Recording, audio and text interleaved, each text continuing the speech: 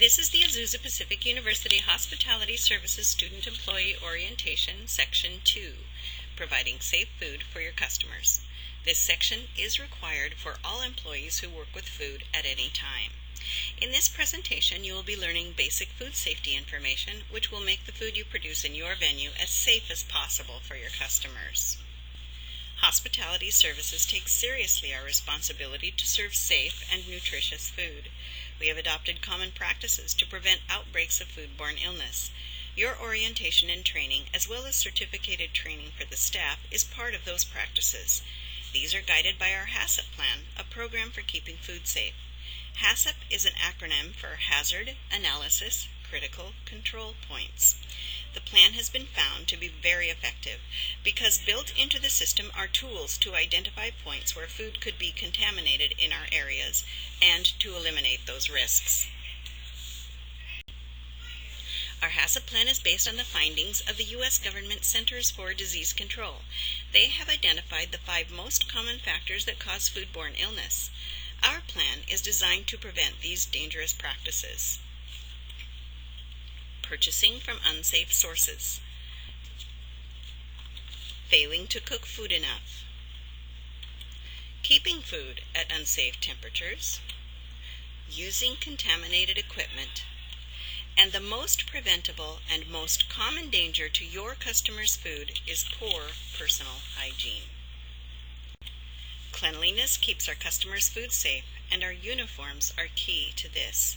In most areas, the uniform is the HSEmployment t-shirt, black long pants, kitchen-grade slip-resistant shoes, and hair restraint. The official hair restraint is the Hospitality Services uniform hat and, depending on the length of your hair, a hairnet. If your uniform varies from this at all, your supervisor will let you know in your training session. We generally assign 2 t-shirts and a hat to you, so you will always be able to wear a clean uniform to work. We also provide gloves and hairnets. A clean uniform needs to be on a clean body. Jewelry can harbor harmful pathogens which can get into the food and make customers sick. Pay particular attention to your hands. Improperly cleaned or unwashed hands are the most common source of foodborne illness. Please keep your nails short and smooth when working with food. California Food Code requires it. There should be no nail polish, as this could chip off, and we ask that you also do not wear tips or false nails when working. The only permitted jewelry is a plain gold band ring. No bracelets, watches, or rings permitted. In addition, please leave your facial jewelry home. To properly clean your hands, up to your elbows, the water must be at least 100 degrees. That's starting to be uncomfortable, but not enough to hurt. Apply soap and rub vigorously 10 to 15 seconds, about as much time as it takes to sing the happy birthday song. Then rinse well and dry with a paper towel. You need to wash your hands every time you do any of these activities. Some, like after using a restroom, should be intuitive to you, but what may not be obvious is that you should wash your hands again in the designated hand wash sink of your area before returning to work. It's easy to unwittingly contaminate your hands when you are busy, so be conscious of what you're doing with your hands. Anytime you handle money, your clothes, hair, face, or unwashed arm, shake hands with someone, use a cleaner, or touch another type of food, you are potentially contaminating your hands.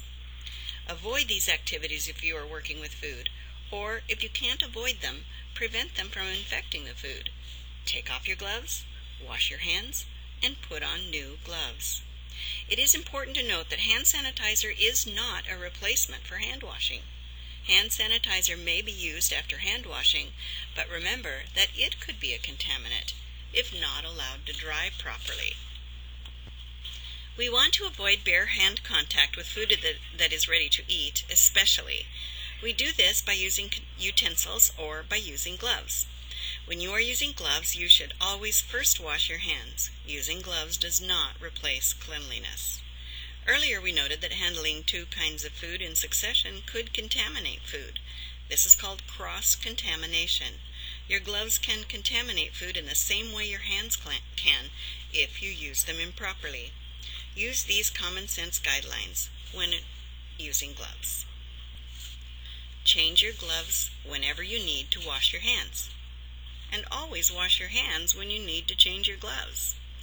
Don't roll your gloves, blow into them, or put powder into them to make them easier to put on. Don't wear gloves that are either too small or too large. Dispose of your gloves when they become torn or visibly dirty. Then wash your hands and put on new gloves. Glove changing is mandatory after handling raw meat. If you have an allergy to latex, your supervisor can give you latex-free gloves. Remember these magic numbers, 41 and 135. Between the temperatures of 41 and 135 degrees Fahrenheit, bacteria grow in food exponentially and will make people who eat the food very sick. Alert your supervisor immediately if you take a temperature that reads between 41 and 135 degrees Fahrenheit. Food left too long in this zone can be extremely dangerous. Well, we've only scratched the surface of food safety rules. The training in your area will give you specific instructions according to the type of business performed in your control. Serving food in high volume is more complicated than at your home. We take extra pains to prevent foodborne contamination.